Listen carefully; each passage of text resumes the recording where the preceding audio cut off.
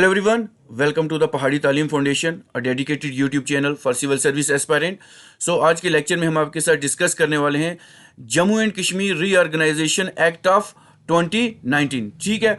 और जो topic of concern रहेगा वो रहेगा हमारा सेक्शंस, ठीक है ना। जितने भी 103 सेक्शन है वो आपके साथ हम डिस्कस करेंगे, ठीक है ना, क्योंकि ये वाला टॉपिक आपके VLW एग्जामिनेशन के सिलेबस में मेंशन है और काफ़ी सारे क्वेश्चन होप्स हो के सेक्शन पार्ट में से आपके एग्जामिनेशन में मिल सकते हैं, ठीक है ना।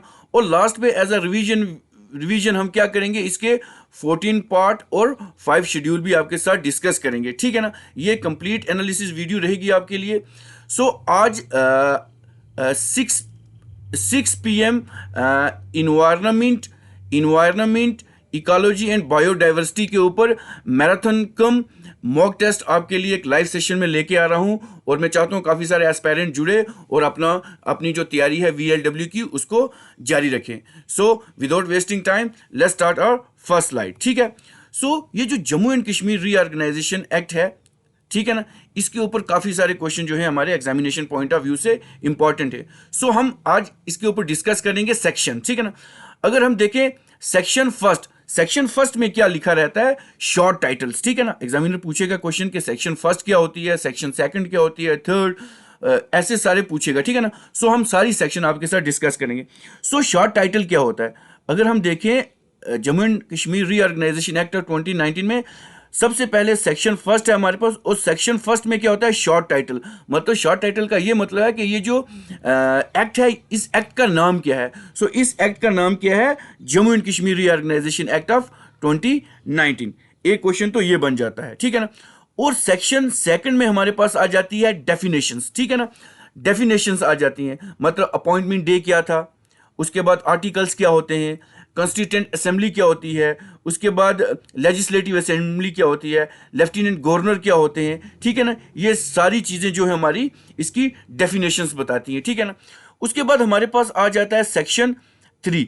सेक्शन 3 बहुत इंपॉर्टेंट है। सो सेक्शन 3 में ये कहा गया है formation of union territory of Ladakh without legislature, ठीक है ना। ये वाला भी बहुत ज़्यादा इंपॉर्टेंट है कि सेक्शन 3 काफ़ी बार प्रीवियस ईयर एग्जामिनेशन में भी पढ़ चुका है। सो इसमें क्या होता है, सेक्शन 3 कहती है formation of union territory of Ladakh without legislation. और यहाँ के 2 डिस्ट्रिक्ट हैं, एक हमारा करगिल है और एक हमारा लद्दाख है। एक कौन सा हमारा, एक करगिल और एक लद्दाख नहीं, हम इसको कहेंगे क्या, लेह डिस्ट्रिक्ट, ठीक है ना। लेह डिस्ट्रिक्ट हम कहेंगे, ठीक है ना। ये 2 भी बहुत ज़्यादा इंपॉर्टेंट है। उसके बाद अगर हम सेक्शन 4 देखें, सेक्शन 4 क्या कहता है, formation of union territory of Jammu and Kashmir with legislation, ठीक है ना। विद लेजिस्लेशन और विदाउट लेजिस्लेशन, ये वाला क्वेश्चन भी बहुत ज़्यादा इंपॉर्टेंट रहता है, ठीक है ना। तो सेक्शन 4 क्या कहेगा, formation of union territory of Jammu and Kashmir with legislation, ठीक है। उसके बाद हमारे पास आ जाता है क्या, पार्ट 5, ठीक है ना। पार्ट 5 क्या कहता है, सेक्शन 5 क्या कहता है, governor of existing state of Jammu and Kashmir to become the common lieutenant governor, ठीक है ना। जो हमारी एग्जिस्टिंग स्टेट्स हैं जम्मू एंड कश्मीर की, उसका जो लेफ्टिनेंट गवर्नर है वो क्या हो सकता है, कॉमन गवर्नर हो सकता है, ठीक है ना। ये चीज़ भी हमारे इस Jammu and Kashmir reorganisation act में मेंशन की गई है, क्या, governor of existing state of Jammu and Kashmir to be the common lieutenant governor, ठीक। उसके बाद हमारे पास आ जाता है सेक्शन 6। सो सेक्शन 6 क्या कहता है, amendment of the first schedule to the constitution. क्या हुआ था, first schedule of the constitution में क्या हुई थी, अमेंडमेंट हुई थी, याद रखें, ठीक है ना। Amendment of the fourth schedule to the constitution, ठीक। उसके बाद अगर हम देखें हमारे पास सेक्शन 7 आ जाता है। सो सेक्शन 7 हमारा क्या कहता है, सेक्शन 7 हमारा कहता है saving power of the government of the union territory of Jammu and Kashmir, ठीक है जी। उसके बाद सेक्शन 8 हमारा क्या कहेगा, सेक्शन 8 हमारा कहता है amendment of the 4th schedule to the constitution. जो 4th शेड्यूल हुआ था उसमें अमेंडमेंट हुई थी, ठीक है ना, याद रखें। कौन सा आ गया हमारे पास, 8 आ गया, ठीक। उसके बाद अगर हम देखें हमारे पास आ जाता है सेक्शन 9। सो सेक्शन 9 में क्या कहा गया है, एलोकेशन ऑफ सीटिंग मेंबर, ठीक है ना, एलोकेशन ऑफ सिटिंग मेंबर, ये क्वेश्चन भी बहुत ज़्यादा इंपॉर्टेंट रहता है, ठीक है ना। उसके बाद हमारे पास आ जाता है सेक्शन 10। इसमें आ जाएगा representation in the host of people, ये भी बहुत ज़्यादा इंपॉर्टेंट है। उसके बाद हमारे पास सेक्शन 11 आ जाता है। सेक्शन 11 बहुत ज़्यादा इंपॉर्टेंट है। सेक्शन 11 क्या कहता है? Delimitation of parliamentary constituency order of 1976, ये कहता है। इसको आपने ध्यान में रखना है। सेक्शन 11 क्या कहेगा? Delimitation of parliamentary constituencies order 1976, ठीक है जी। उसके बाद अगर हम देखें हमारे पास सेक्शन 12 आ जाता है। सेक्शन 12 क्या कहता है? Provision as to sitting member, जितने भी सिटिंग मेंबर हैं उनके लिए क्या क्या प्रोविजन बना गया है, ठीक है ना, क्या क्या प्रोविजन बना गया है। उसके बाद नेक्स्ट स्लाइड पे अगर हम चलें, हमारे पास सेक्शन 13 आ जाता है। सेक्शन 13 हमारा क्या कहता है? Applicability of article 239A of the constitution, ये भी बहुत ज़्यादा इंपॉर्टेंट है। Applicability of article 239A of the constitution, ठीक है। उसके बाद सेक्शन 14 आ जाता है हमारे पास। सेक्शन 14 हमारा क्या कहता है? लेजिस्लेचर। सेक्शन 14 हमारा क्या कहता है? Legislative assembly for the union territory of Jammu and Kashmir and its composition. जो लेजिस्लेटिव असेंबली है union territory of Jammu and Kashmir की, और उसकी कंपोजिशन के बारे में बताता है। उसके बाद ये 15 बहुत ज़्यादा इंपॉर्टेंट है। सो सेक्शन 15 क्या कहता है? रिप्रेजेंटेशन ऑफ वीमेंस, ठीक है ना। रिप्रेजेंटेशन ऑफ वीमेन के बारे में ये बताता है, जो हमारा सेक्शन 15 है। रिप्रेजेंटेशन वीमेन की रिप्रेजेंटेशन ये बताता है। उसके बाद अगर हम देखें सेक्शन 16 क्या बताता है? Qualification of member of legislative assembly. Qualification for member of legislative assembly, ये बताता है। ये भी बहुत ज़्यादा इंपॉर्टेंट है। उसके बाद अगर हम देखें सेक्शन 17 क्या बताता है? Duration of legislative assembly. जो लेजिस्लेटिव असेंबली है उसकी ड्यूरेशन के बारे में हमें बताता है। उसके बाद सेक्शन 18 बताता है session of legislative assembly prorogation and dissolution, इसके बारे में बताता है। मतलब कितने सेशन होंगे लेजिस्लेटिव असेंबली के, उसकी प्रोरोगेशन क्या होगी, उसकी डिसोल्यूशंस क्या होंगी, ये सारी हमें सेक्शन कौन सा बताएगा? सेक्शन 18 बताएगा, ठीक है जी। उसके बाद अगर हम नेक्स्ट स्लाइड पे चढ़े, हमारे पास आ जाता है सेक्शन 19। सेक्शन 19 क्या कहता है? Speaker and deputy speaker of legislative assembly. Speaker and deputy speaker of legislative assembly के बारे में बताता है। ये भी बहुत ज़्यादा इंपॉर्टेंट है। उसके बाद अगर हम देखें सेक्शन 20, स्पीकर और deputy speaker do not to preside while a resolution for removal from his office under consideration, ठीक है ना। ये हमें बताएगा कि स्पीकर हो चाहे डिप्टी स्पीकर हो, not to preside while resolution for removal from his office. मतलब जब भी एक रेजोल्यूशन पास होता है कि इनको स्पीकर या डिप्टी स्पीकर को रिमूव किया जाए, तब उस टाइम पे ये क्या कर सकते हैं? प्रिजाइड नहीं कर सकते अपना ऑफिस, ठीक है, जब उनके रिमूवल के लिए कहा जाए। उसके बाद सेक्शन 21 कहता है special address by lieutenant governor to legislative assembly. Special address by lieutenant governor to the legislative assembly, जब एक स्पेशल एड्रेस होता है जब लेफ्टिनेंट गवर्नर लेजिस्लेटिव असेंबली में करेगा। ये सेक्शन किस में आएगा? 21 में। उसके बाद सेक्शन 22 कहेगा क्या? Right of minister and advocate general as respect legislative assembly, ठीक है ना। सेक्शन क्या कहेगा? सेक्शन 22 कहेगा। क्या कहेगा? 22 right of lieutenant governor to address right of lieutenant governor to address 22 right of minister 21 हो गया। 22 right of ministers and advocate general as respect legislative assembly, ठीक है। उसके बाद हमारे पास आ जाता है सेक्शन 23। सेक्शन 23 क्या कहता है? Right of lieutenant governor to address and send message to the legislative assembly. मतलब सेक्शन 23 ये कहेगा कि लेफ्टिनेंट गवर्नर क्या कर सकता है? उसको राइट है, उसको हक है लेजिस्लेटिव असेंबली में बोलने का और मैसेज सेंड करने का, ठीक है ना। उसके बाद सेक्शन 24 कहेगा क्या? Auth and affirmation by the member, ठीक है ना। जो वो ऑथ लेंगे। ऑथ मतलब लिया, ऑथ वो इंसान लेता है जिसका कोई रिलीजन होता है, और अफर्मेशन किससे लेते हैं, जिसका जो कोई किसी भी रिलीजन को नहीं मानता, उससे अफर्मेशन ली जाती है, ठीक है ना। उसके बाद अगर हम देखें हमारे पास सेक्शन 25 आ जाता है। सेक्शन 25 क्या कहता है, वोटिंग इन असेंबली पावर, ठीक है ना, वोटिंग इन असेंबली। उसके बाद power of assembly to act notwithstanding vacancies and quorum, ठीक है जी। उसके बाद हमारे पास सेक्शन 26 आ जाता है। 26 क्या कहता है, वैकेंसी ऑफ सीट के बारे में बताता है। उसके बाद section 27 disqualification for member, disqualification for member बताता है। कौन सा, 26 बताता है, 26 बताता है हमारा कौन सा, 26 ना 27 बताता है डिसक्वालिफिकेशन फॉर मेंबर, ठीक है ना, डिसक्वालिफिकेशन फॉर। उसके बाद हमारे पास आ जाता है सेक्शन 28। सेक्शन 28 क्या कहता है, सेक्शन 28 कहता है disqualification on the ground of defection for being a member, ये बताता है।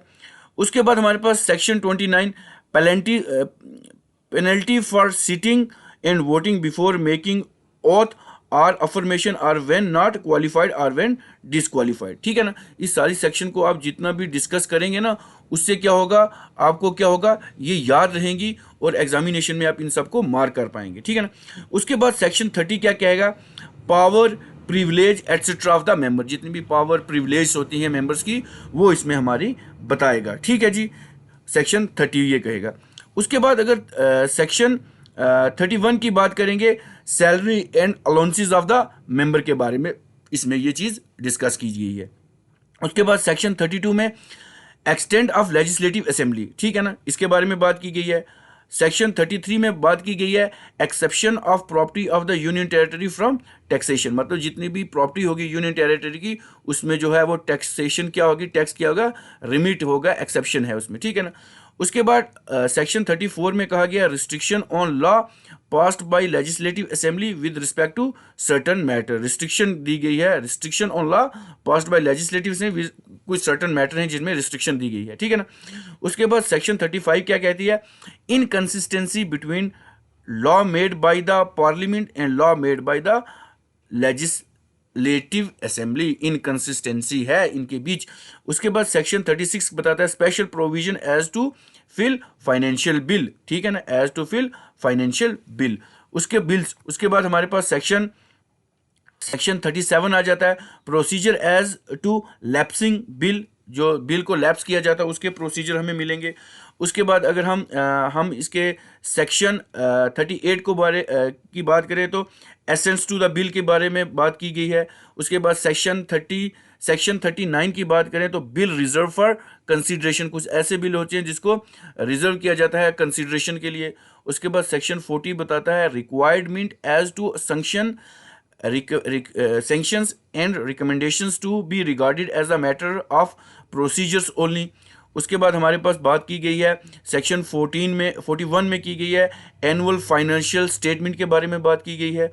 उसके बाद सेक्शन 42 में बात की गई है procedure in legislative assembly with respect to estimate, ठीक है जी। उसके बाद अगर हम नेक्स्ट स्लाइड देखिए हमारे पास आ जाता है सेक्शन 43 अपोजिशन ऑफ बिल। और जितने भी व्यूअर इस वीडियो को देख रहे हैं वो एक बार इस वीडियो को लाइक भी कर दें और चैनल को सब्सक्राइब भी कर दें, ठीक है ना, चैनल को सब्सक्राइब भी कर दें, ठीक। उसके बाद हमारे अगर नेक्स्ट देखें हमारे पास सेक्शन 44 आ जाता है। सेक्शन 44 क्या कहता है, सप्लीमेंट्री एडिशन और एक्सेस ग्रांट, ठीक। उसके बाद सेक्शन 45 वोट ऑन अकाउंट, इसके बारे में बात की गई है। सेक्शन 46 रूल ऑफ प्रोसीजर के बारे में बात की गई है। सेक्शन 47 इसमें क्या बात की गई है, ऑफिशियल लैंग्वेज और language of union territory of Jammu and Kashmir and language और language to be used in the legislative assembly thereof, ठीक है ना। इसमें जिस लैंग्वेज में बात की जाएगी या लेजिस्लेटिव असेंबली में जो वर्क किया जाएगा वो उसके बारे में बात की गई है। उसके बाद सेक्शन 48 में language to be used for act bills etcetera, जो भी लैंग्वेज होगी एक्ट्स या बिल के लिए वो कौन सी यूज़ होगी वो सेक्शन 48 में डिस्कस की गई है। उसके बाद अगर हम देखें सेक्शन 49 में restriction on discussion in legislative assembly, restriction रखी गई है लेजिस्लेटिव असेंबली में डिस्कशन के लिए। उसमें जो सेक्शन है वो 49 सेक्शन है। सेक्शन 50 के बाद सेक्शन 50 क्या है? Court not inquire into the proceeding of legislative assembly. जो कोर्ट है वो इसकी लेजिस्लेटिव असेंबली की जो प्रोसीडिंग होती है उसमें इंक्वायर नहीं कर सकता। सेक्शन 51 क्या कहता है? Secretary of the legislative assembly के बारे में बात की गई है। Section 52 power of lieutenant governor to promulgate ordinance during recession of the legislative assembly. जब रिसेशन होता है उसमें ऑर्डर गवर्नर के पास पावर होती है कि वो ऑर्डिनेंस को प्रोमलगेट कर पाए, ठीक है, ऐलान कर पाता है। उसके बाद हमारे पास सेक्शन 53 काउंसिल ऑफ मिनिस्टर्स के बारे में बात की गई है। उसके बाद section 54 other provision as to minister, इसके बारे में बात की गई है। उसके बाद अगर हम देखें सेक्शन 55 कंडक्ट ऑफ बिजनेस के बारे में बात की गई है। Section 56 duties of chief minister as respect the furnishing of information to the lieutenant governor, उसके बारे में बात की गई है। Section 57 abolition of legislative council of the state of Jammu and Kashmir के बारे में बात की गई है। देखो ना, लेजिस्लेटिव काउंसिल तो अबॉलिश हो गई है ना, ठीक है ना, उसके बारे में बात की गई है। उसके बाद section 58 appointment of the lieutenant governor of the union territory of Ladakh के बारे में बात की गई है। सेक्शन 59 में इसके डेफिनेशंस के बारे में बात की गई है। सेक्शन 60 में डिलिमिटेशन ऑफ कंस्टिट्यूएंसीज की बात की गई है। 60 में किसकी बात की गई है? डिलिमिटेशन ऑफ कंस्टिट्यूएंसीज की बात की गई है। उसके बाद अगर हम नेक्स्ट देखें स्लाइड पे, 61 सेक्शन में क्या बात की गई है? Power of election commissions to maintain delimitation order up to date, इसके बारे में बात की गई है। सेक्शन 62 में special provision as to readjust the parliamentary and assembly constituency on the basis of census of 2011 census के बारे में बात की गई है। सेक्शन 63 में special provision as to readjust of assembly and parliamentary constituency की बात की गई है। उसके बाद section 64 procedure as to delimitation के बारे में बात की गई है। उसके बाद सेक्शन 65 में applicability of schedule caste order बात की गई, ये बहुत ज़्यादा इंपॉर्टेंट है, 65 पढ़ सकता है। उसके बाद section 66 applicability of schedule tribe order ST, ये पढ़ सकता है एग्जामिनेशन में, ये बहुत ज़्यादा इंपॉर्टेंट है 66। उसके बाद अगर हम देखें हमारे पास आ जाता है section 67 consolidation of fund of union territory of Jammu and Kashmir के बारे में बात की गई है। सेक्शन 68 में public account of union territory of Jammu and Kashmir and money credited to it, इसके बारे में बात की गई है। उसके बाद सेक्शन 69 में contingency fund of union territory of Jammu and Kashmir की बात की गई है। कंटीजेंसी फंड, ठीक है ना, उसके बारे में बात की गई। एक कंटीजेंसी फंड होता है, एक कंसोलिडेटेड फंड होता है, ठीक है ना। उसके बाद सेक्शन 70 में boring upon the security end of consolidated fund of union territory of Jammu and Kashmir के बारे में बात की गई है। उसके बाद सेक्शन 71 में form of account of union territory of Jammu and Kashmir की बात की गई है, ठीक है ना। ये एक रिवीजन वीडियो लेक्चर है, ठीक है ना। उसके बाद सेक्शन 72 ऑडिट रिपोर्ट के बारे में इसमें बात की गई है, ठीक है ना। सो नेक्स्ट स्लाइड में हम देखें, अगर सेक्शन 73 में provision in case of failure of constitutional machinery, उसके बारे अगर कभी कभी कॉन्स्टिट्यूशनल मशीनरी फेल हो जाए तो उसमें जो जितने भी प्रोविजन है वो सेक्शन 73 में मेंशन किए गए हैं। उसके बाद सेक्शन 74 में authorisation of expenditure by president के बारे में बात की गई है। उसके बाद section 75 high court of Jammu and Kashmir to be the common high court, इसके बारे में बात की गई है, ठीक है ना। ये वाला पढ़ सकता है 75 सेक्शन, ठीक है ना, 75 सेक्शन में से पूछ सकते हैं। उसके बाद section 76 special provision relating to bar councils and advocate के बारे में बात की गई है। Section 77 practice and procedure in common high court of Jammu and Kashmir, इसके बारे में बात की गई है। उसके बाद सेक्शन 78 जो हमारा है वो सेविंग के ऊपर रिलेट है। उसके बाद अगर हम देखें सेक्शन 79, ठीक है, रिवीजन वीडियो की तरह इसको देखें। Section 79 advocate general for union territory of Jammu and Kashmir के बारे में बात की गई है। उसके बाद section 80 authorisation of expenditure of union territory of Jammu and Kashmir के बारे में बात की गई है। उसके बाद section 81 authorisation of expenditure of union territory of Ladakh के बारे में बात की गई है। उसके बाद section 82 report relating to account of Jammu and Kashmir state, उसके बारे में बात की गई है। उसके बाद सेक्शन 83 हमारा बताता है डिस्ट्रीब्यूशन ऑफ रेवेन्यू, ये बहुत ज़्यादा इंपॉर्टेंट है। उसके बाद जितना भी रेवेन्यू है जो हमें जनरेट होगा वो कैसे डिस्ट्रीब्यूट होगा उसके बारे में बात की गई है। सेक्शन 84 में एप्लीकेशन ऑफ दिस पार्ट, जो इस पार्ट में एप्लीकेशन है उसके बारे में बात की गई है। उसके बाद अगर हम बात करें सेक्शन 85 एडवाइजरी काउंसिल के बारे में बात की गई है, ठीक है। उसके बाद अगर हम देखें सेक्शन 86 में क्या मेंशन किया गया है, temporary provision as to continuance of the certain existing road transport permit, उसके बारे में बात की गई है। उसके बाद सेक्शन 87 में special provision as to income tax के बारे में बात की गई है, ये भी बहुत इंपॉर्टेंट है। उसके बाद सेक्शन 88 में किया गया है provision relating to all Indian services, जो हमारी ऑल इंडियन सर्विसेज हैं उसके प्रोविजन के बारे में बात की गई है, ठीक है। उसके बाद अगर हम देखें हमारे पास सेक्शन 89 आ जाता है, ये पूरी कंप्लीट वीडियो रहेगी। सेक्शन 89 में डिस्कस किया गया provision relating to other services. उसके बाद सेक्शन 90 में डिस्कस किया गया प्रोविजन रिलेटिंग टू सर्विसेज के बारे में, जितनी भी सर्विसेज हैं उसकी प्रोविजन के रिलेटेड बारे बात की गई है। उसके बाद सेक्शन 91 में डिस्कस किया गया provision as to continuance of office in the same post, उसके बारे में बात की गई है। उसके बाद सेक्शन 92 में डिस्कस किया गया provision for employ of public sector undertaking etcetera, उसके बारे में बात की गई है। उसके बाद सेक्शन 93 में provision as to state public service commission के बारे में बात की गई है। उसके बाद सेक्शन 94 में डिस्कस किया गया amendment of section of 15 of act 37 of 1956 के बारे में बात की गई है। उसके बाद सेक्शन 95 में टेरिटोरियल एक्सटेंट ऑफ लॉ के बारे में बात की गई है। उसके बाद सेक्शन 96 में पावर टू अडेप्ट लॉ के बारे में डिस्कशन की गई है, बात की गई है। उसके बाद अगर देखें section 97 power to I think ये कुछ मिस है, सुने नहीं मिस नहीं, ठीक है। ये सेक्शन 97 क्या कहता है, पावर टू कंस्ट्रू लॉ। उसके बाद सेक्शन 98 कहता है क्या है, power to name authorities for etcetera for exercising statutory function. उसके बाद सेक्शन 99 क्या कहता है, लीगल प्रोसीजर के बारे में है। सेक्शन 100 क्या कहता है, ट्रांसफ़र ऑफ पेंडिंग प्रोसीडिंग के बारे में है। सेक्शन 101 कहता है right of pleader to practice in certain areas case में, इसके बारे में डिस्कस किया गया है।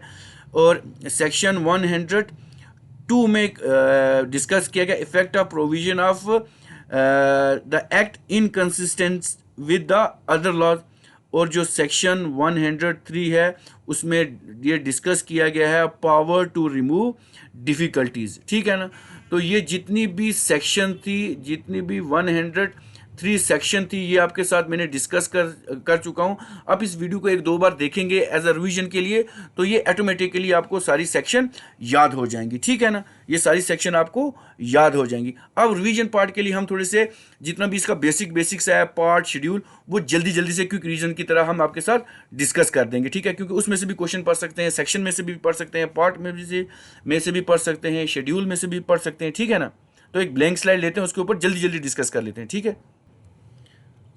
एक ब्लैंक स्लाइड ले लेते हैं, उसके ऊपर हम सारी चीज़ें डिस्कस कर लेते हैं, ठीक है ना। सबसे पहले अगर हम देखें Jammu and Kashmir reorganisation act of 2019 के बारे में, तो ये एक्ट सबसे पहले इंट्रोड्यूस किसने किया था, अमित शाह ने इंट्रोड्यूस किया था, ठीक है ना। अमित शाह ने इसको इंट्रोड्यूस किया था। तो ये पूछ सकते हैं कब इंट्रोड्यूस किया था, तो ये सबसे पहले इंट्रोड्यूस राज्यसभा में किया था। राज्यसभा में किया था 5 अगस्त 2019 में इसको इंट्रोड्यूस किया गया था। फिर लोकसभा में ये कब इंट्रोड्यूस हुआ था, लोकसभा में ये 6 अगस्त 2019 में इंट्रोड्यूस हुआ था। उसके बाद इसको प्रेसिडेंट की एसेंट कब मिली थी, प्रेसिडेंट की एसेंट इसको मिली थी 9 अगस्त 2019 को मिली थी। और ये bill that came into effective ये कब हुआ था, तो ये 31 अक्टूबर 2019 को ये इफेक्टिव में आ गया था। तो इसमें क्या किया हुआ था, आर्टिकल 370 रिवोक हुआ था। उसके बाद अगर देखें राज्यसभा में इसको जो फेवर में वो मेंबर थे वो कितने थे, 125 मेंबर फेवर में थे और 61 मेंबर इसके अगेंस्ट में थे अगर राज्यसभा की बात करें। अगर लोकसभा की बात करें तो लोकसभा में 370 मेंबर ने इसको वोट दिया था और 70 मेंबर ने इसको अगेंस्ट वोट डाला था, ठीक है ना। उसके बाद अगर हम देखें लोकसभा की टोटल सीट कितनी थी, तो 6 सीट थी। 5 जो थी वो जम्मू कश्मीर के लिए है और एक जो थी हमारी लद्दाख के लिए थी, ठीक है ना। उसके बाद जम्मू एंड कश्मीर जो है हमारी, जम्मू कश्मीर जो है हमारी यूटी, वो विद लेजिस्लेचर है और जो लद्दाख है वो विदाउट लेजिस्लेटर है, लेजिस्लेशन में है, ठीक है ना। इस चीज़ के बारे में डिस्कस की गई थी, ठीक है जी, ठीक है जी। उसके बाद अगर हम देखें हमारी जो strength of council of minister है, ठीक है ना, strength of council of minister 10% है, 10% of the total member of the legislative including CM, ठीक। उसके बाद अगर हम देखें इसकी सेक्शन कितनी, क्वेश्चन पूछ सकते हैं, 103 सेक्शन है, पार्ट कितने, 14 पार्ट है, शेड्यूल कितने, 5 शेड्यूल है, ठीक है ना। अगर हम देखें सेक्शन 14 क्या कहता है, सेक्शन 14 कहता है कि Ladakh will be administered by lieutenant governor alone, अकेला करेगा, ठीक है ना। इस चीज़ के बारे में डिस्कस किया गया है, ठीक है, ठीक है। जल्दी से इसको मैं इरेज कर लेता हूँ ताकि इसके ऊपर इस स्लाइड में मैं साथ में क्या कर दूँ, पार्ट और शेड्यूल भी डिस्कस कर लूँ, ठीक है ना।